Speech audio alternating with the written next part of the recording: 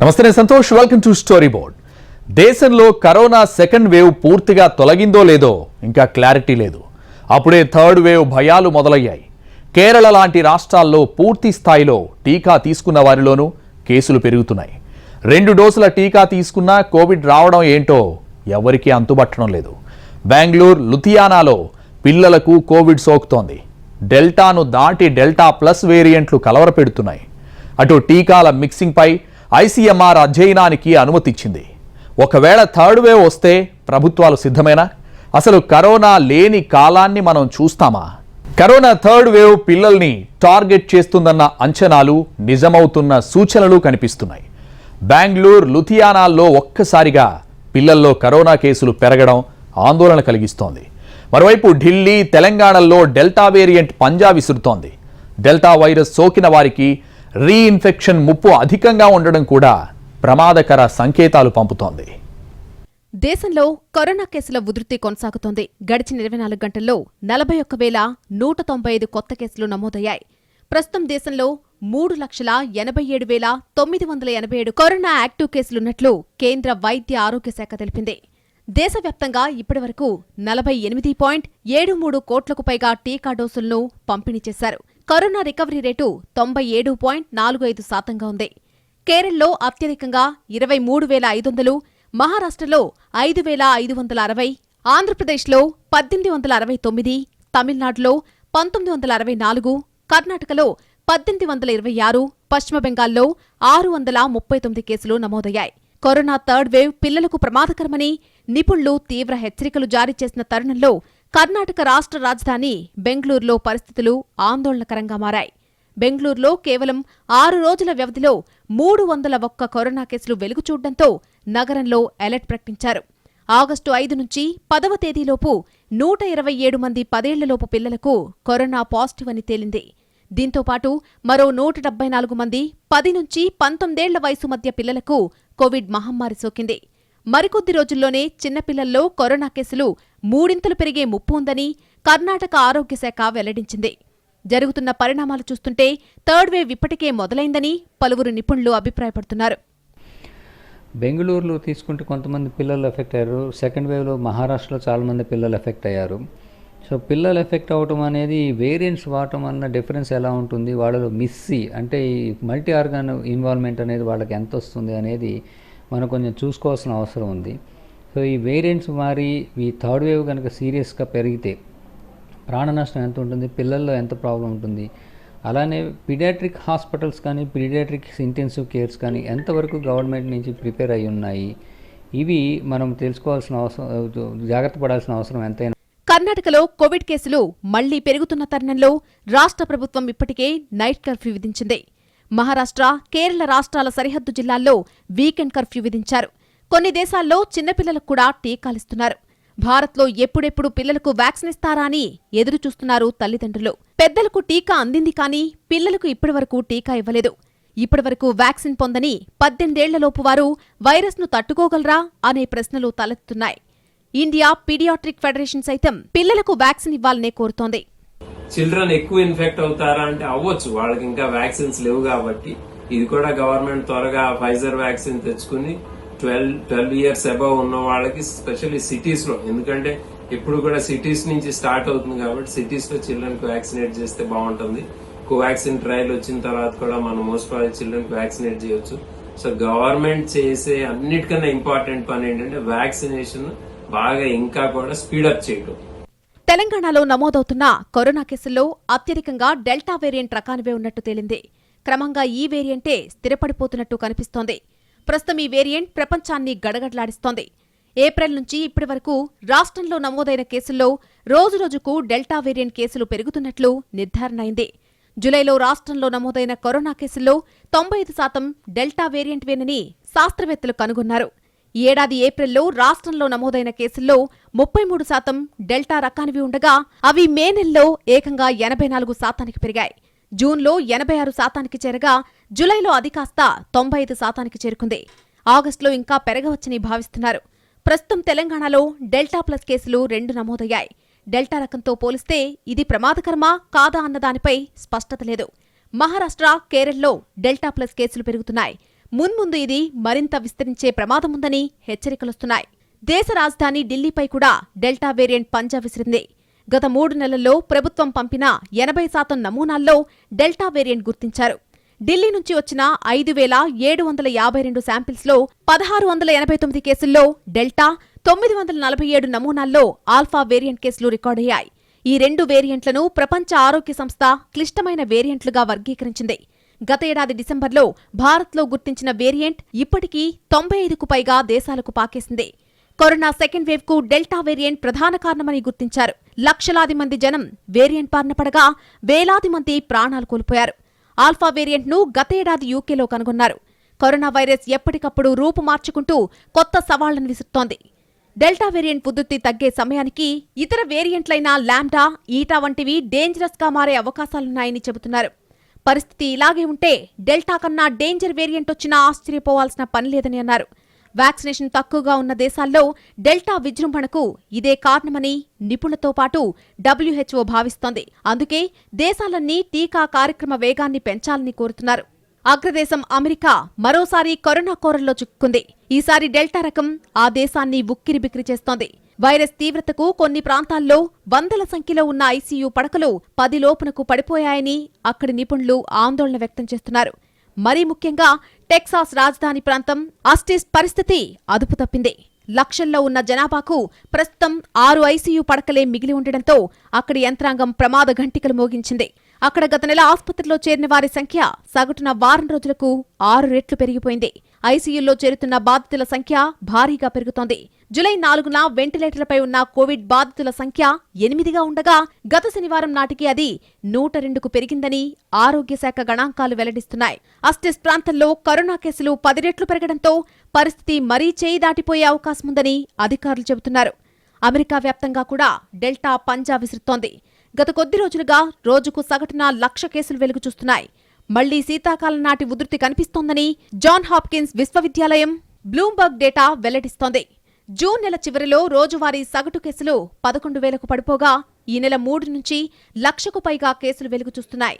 గతేడాది మొదటి ఉధృతిలో రోజువారీ కేసుల సంఖ్య 1,00,000 దాటడానికి 9 నెలలు పట్టగా ఇప్పుడు 6 వారాల్లోనే ఆ సంఖ్యను దాటేసింది.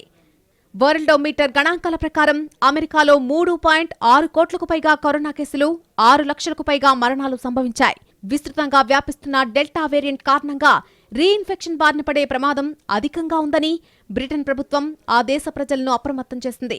కోవిడ్ బారిన పడి కోలుకున్న వారిలోనూ డెల్టా వేరియంట్ కారణంగా రెండోసారి వైరస్ సోకే ప్రమాదం ఉందని బ్రిటన్ ఆరోగ్య శాఖ అధికారులు హెచ్చరించారు. కరోనా చెలరేగిపోతోంది. మహమ్మారికి అడ్డుకట్ట వేసేందుకు టీకాలు వేసుకున్నా వదలడం లేదు. కేరళలో వ్యాక్సిన్ వేయించుకున్న 40,000 మందికి పైగా వ్యక్తులకు కరోనా సోకడం అధికారులను కలవరపరుస్తోంది. నిజానికి టీకా వేయించుకున్న తర్వాత కోవిడ్ సోకడం చాలా అరుదు. అలాంటిది ఏకంగా 40,000 మందికి పైగా వైరస్ సోకడంపై ఆందోళన వ్యక్తమవుతోంది. వ్యాక్సిన్ ద్వారా అభివృద్ధి చెందే రోగ నిరోధక శక్తి నుంచి వైరస్ ఎలా తప్పించుకుంటుందన్న ప్రశ్నలు కూడా ఉత్పన్నమవుతున్నాయి. తాజా కేసులతో అప్రమత్తమైన కేంద్ర ప్రభుత్వం జన్యుక్రమాన్ని కనుగొనేందుకు నమూనాలు పంపాల్సిందిగా కేరళ ప్రభుత్వాన్ని కోరింది. వ్యాక్సిన్ వేయించుకున్నా కరోనా బారిన పడిన కేసుల్లో అత్యధిక శాతం పతనంతిట్ట జిల్లాలోనే నమోదయ్యాయి. వీరిలో 2 డోసులు తీసుకున్న వారు ఉన్నారని ప్రభుత్వ వర్గాలు పేర్కొన్నాయి. తొలి డోసు తీసుకున్న వారిలో 14,974 మంది వైరస్ బారిన పడగా 2 డోసులు తీసుకున్న వారు 5,042 మంది ఉన్నారు. కాగా కేరళలో గత కొన్ని వారాలుగా రోజుకు 20,000కు పైగా కేసులు నమోదవుతున్నాయి. ఇన్ఫెక్షన్స్ వస్తున్నాయి. దీన్ని బ్రేక్ త్రూ ఇన్ఫెక్షన్ అంటాము. సో రెండు టీకాలు తీసుకున్నా కూడా ఈ వేరియంట్లు ఇమ్యూనిటీని బైపాస్ చేయటం వలన కొంతమంది ఇమ్యూనిటీ రాకపోవడం వలన వీళ్ళకి ఇన్ఫెక్షన్స్ వస్తున్నాయి. అయితే యుఎస్ స్టడీస్లో వరీ థింగ్ ఏంటంటే ఈ ఇన్ఫెక్షన్ టీకాలు తీసుకున్న వాళ్ళకి ఈ వైరస్ లోడ్ సేమ్ ఒకే విధంగా ఉంటుందా, డిఫరెన్స్ ఉంటుందా అని చూస్తే ఇద్దరిలోనూ ఒకలానే ఉంది, ఇద్దరిలోనూ ఇన్ఫెక్షన్ శాతం ఎక్కువగా అలానే ఉంటుంది అనేది వరీ థింగ్. అంటే 2 డోసుల వ్యాక్సిన్ తీసుకున్నా కరోనా వచ్చిన కేసులు దేశవ్యాప్తంగా 1,00,000గా ఉంటే వాటిలో 40,000 ఒక్క కేరళలోనే నమోదవడం అక్కడ వైరస్ ఉధృతికి నిదర్శనంగా నిలుస్తోంది.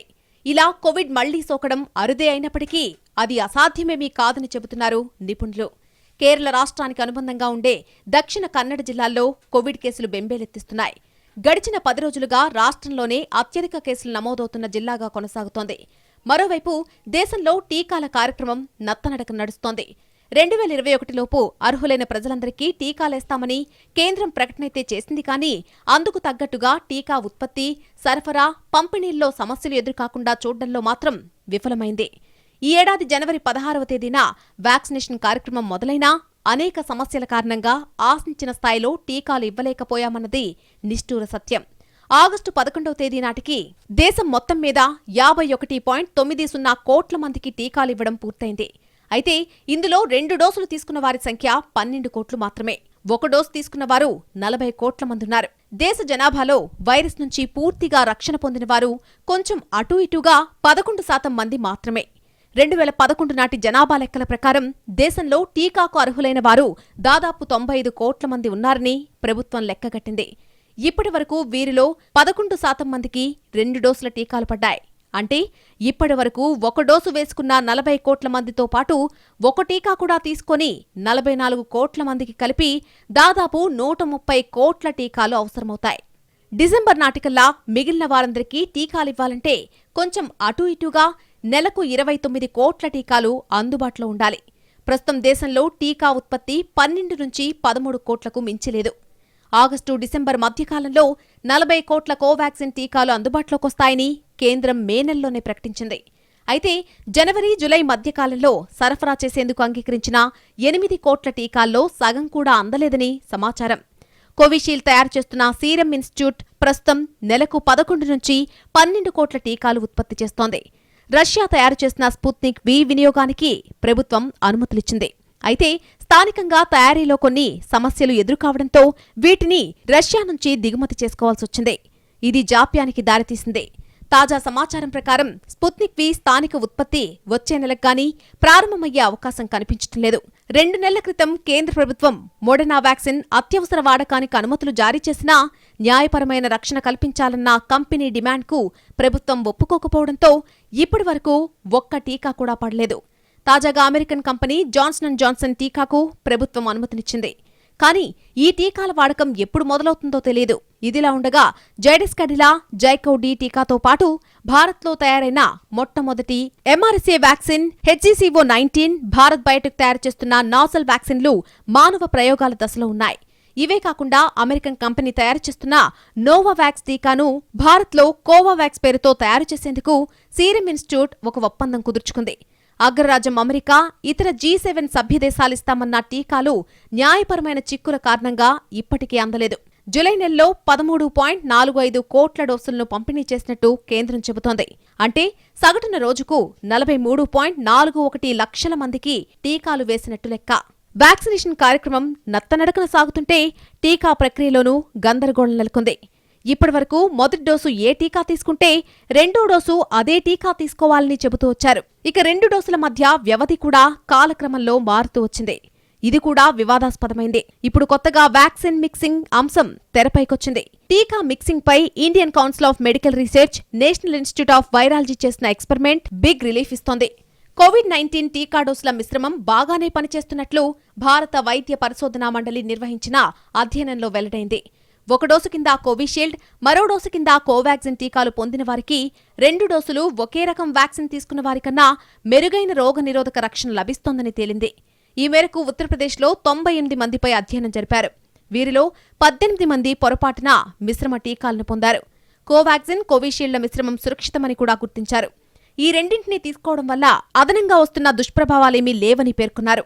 ఒకే టీకా పొందినప్పుడు వచ్చే సమస్యల స్థాయిలోనే ఇవి ఉంటున్నాయన్నారు. టీకా మిక్సింగ్తో లాభాలు ఉన్నాయన్నది నిపుణుల మాట. ఒక కంపెనీకి చెందిన టీకా అందుబాటులో లేకుంటే 2వ డోసుగా మరో సంస్థ టీకాను వేసుకోవచ్చు. టీకా మిక్సింగ్ ఆమోదయోగ్యమే అయినప్పటికీ మరింత లోతుగా అధ్యయనం జరగాల్సిన అవసరం ఉందనే అభిప్రాయాలు వినిపిస్తున్నాయి. కోవిడ్ టీకా డోసులను కలపొద్దని ప్రపంచ ఆరోగ్య సంస్థ ముఖ్య శాస్త్రవేత్త సౌమ్య స్వామినాథన్ గత నెలలో విజ్ఞప్తి చేశారు. ఇది చాలా ప్రమాదకర పోకడా అని, దీనిపై చాలా పరిమిత డేటా మాత్రమే అందుబాటులో ఉందని అప్పట్లో పేర్కొన్నారు. ప్రస్తుతం ప్రపంచానికి అర్థమవుతున్నట్టుగా అనిపిస్తూ అర్థం కాని పదార్థం ఏదైనా ఉందా అంటే అది కరోనా మాత్రమే. డాక్టర్ల నుంచి, కెమికల్ ఇంజనీర్ల నుంచి సామాన్యుడి వరకు ఎవరికి తోచింది వాళ్లు చెప్పేస్తున్నారు. వ్యాక్సిన్ వేసుకుంటే సేఫ్ అనేది ప్రస్తుతం చలామణిలో ఉన్న అభిప్రాయం. వ్యాక్సిన్ల వల్లనే 2వ వేవ్ తీవ్రత తగ్గిందనే మాట దానికి కొనసాగింపు. మరి 2020 నవంబర్ నాటికి మొదటి వేవ్ ఎందుకు తగ్గింది? అసలప్పుడు వ్యాక్సినే లేదు కదా? ఈ ప్రశ్నకి ఇంతవరకు 2 రెళ్ళు 4 లాంటి యూనివర్సల్ సమాధానం దొరకలేదు. ఒకరు ఆ స్ట్రెయిన్ పవర్ అయిపోయింది, తగ్గిపోయింది, కొత్త స్ట్రెయిన్ వచ్చింది, సెకండ్ వేవ్ వచ్చింది అని చెబుతారు. మరొకరు వైరస్ ను పాము కాటుతో పోల్చి చెప్తారు. ఇంకొకరు వేరియంట్ మారనంత వరకు మరో వేవ్ రాదంటారు. అసలివన్నీ కాదు. కరోనా అనేది మిడతల దండు లాంటిది.